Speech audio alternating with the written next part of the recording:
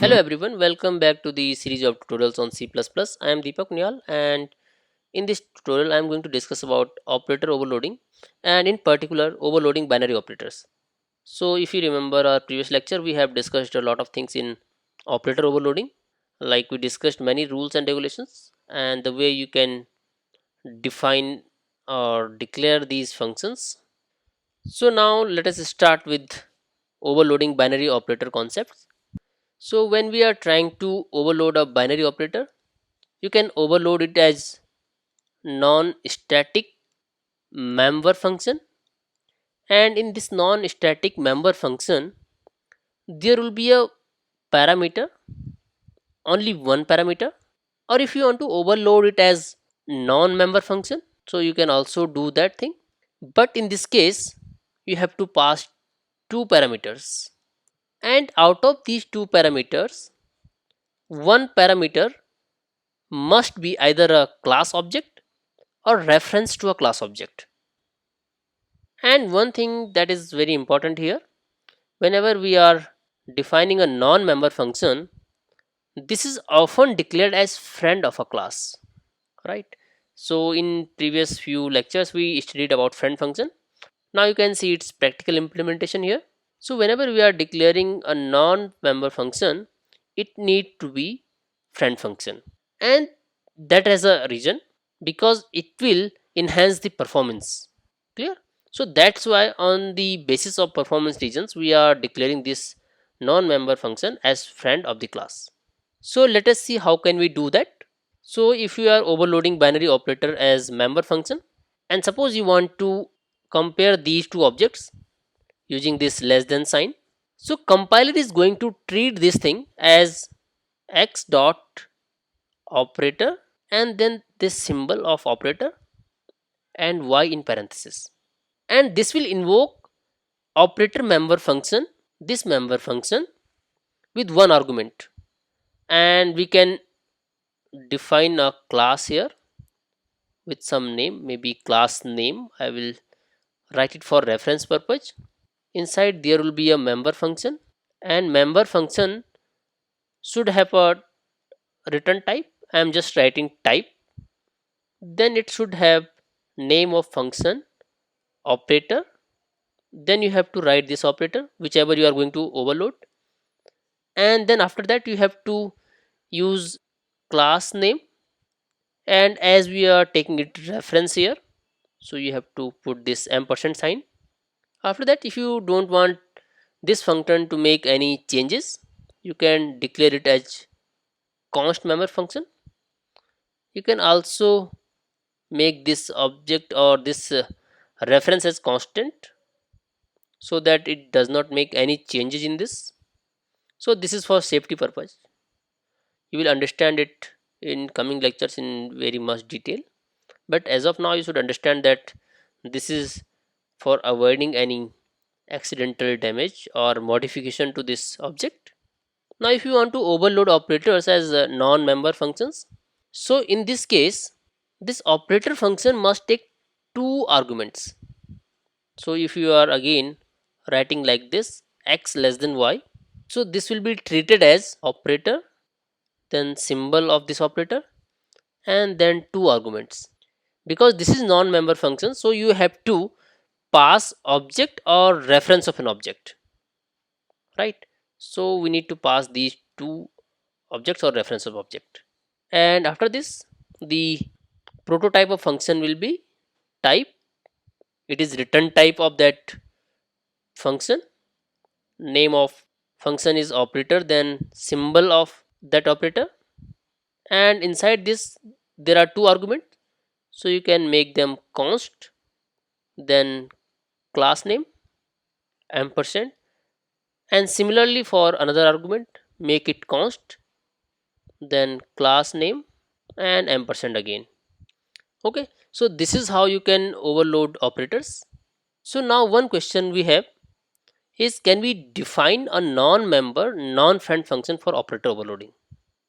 So answer is yes, we can of course do so, but such a function will need to access class private or protected data members, and for that we need to define some get and set members, right? So these things will be required, and there will be some overhead attached to calling these functions, and due to this it could cause poor performance, right? So what we do, we declare these kind of function as friend of class, so that they don't need these kind of function to access private or protected members, right? And in that way friend function will always enhance the performance. Clear? So now I will show you an example, and in this example I am going to overload plus binary operator.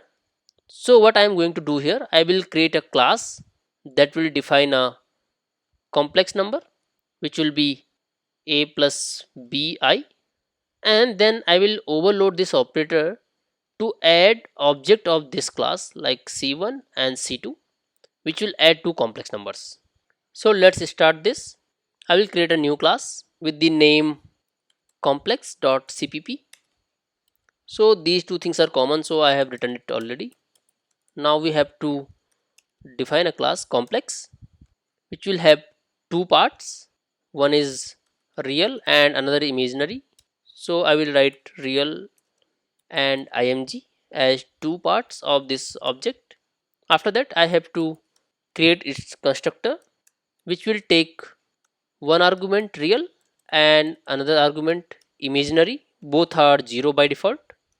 After that we can assign these r and I to the data member of the object, and then I will define another function, which is print function, and this function is going to print the complex number. So it will write real, then plus I and imaginary part. After that you can provide a new line.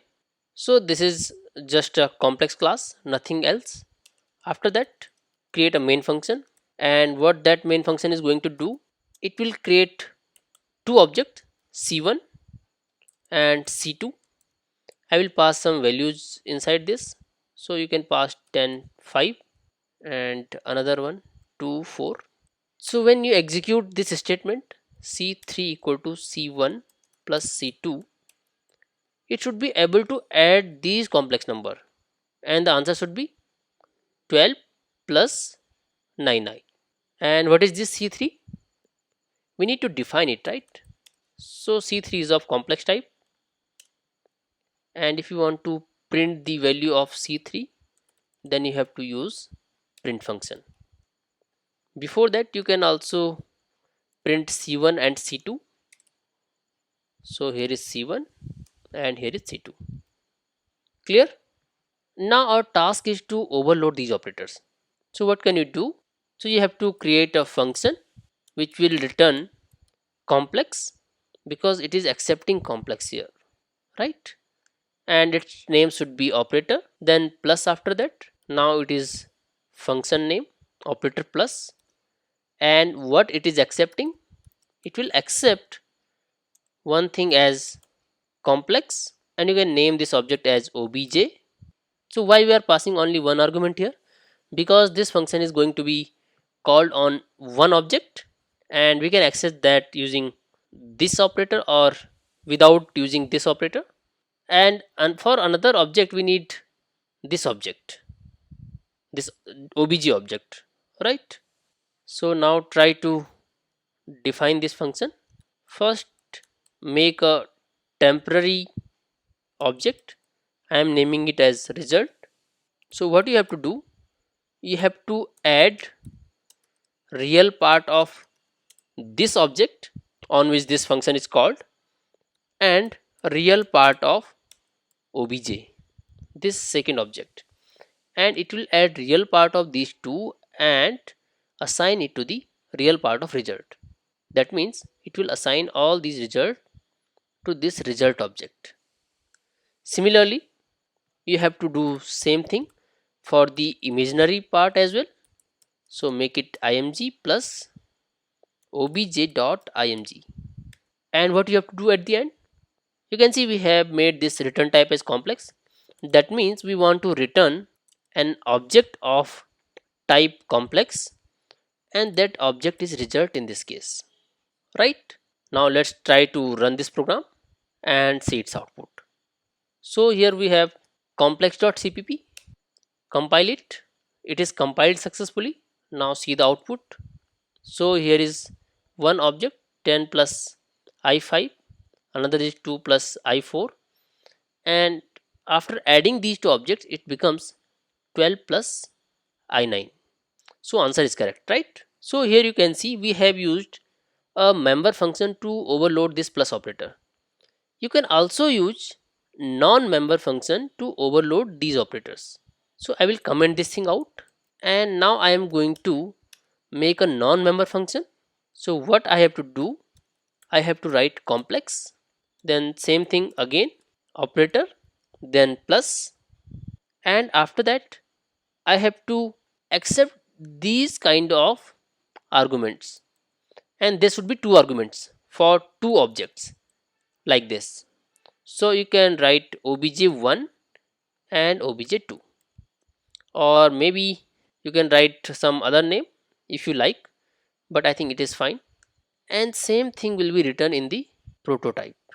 So what you have to write, you can remove these things, name of object, it is not required in the prototype, but one thing that you have to write here is friend in front of this, otherwise this function will not be able to access non-public members of this complex class. Clear? So now try to define this function. What this function is doing, this is just adding real and imaginary part of these two objects. So what you can do, you can do same thing as you did here, complex result, and then you can write result dot real equal to obj1 dot real, and then obj2 dot real. Clear? Similarly do it for imaginary part, it will become img. You can copy it here and paste directly. Now the object is added and stored in the result. You can return this result thing here. Now I will try to see it again and see the output. So let's go to the terminal and see the output of this program. Compile this program. Everything is compiled successfully. Now see the output, and output is also correct. So you can see we have implemented the function as member function and non-member function.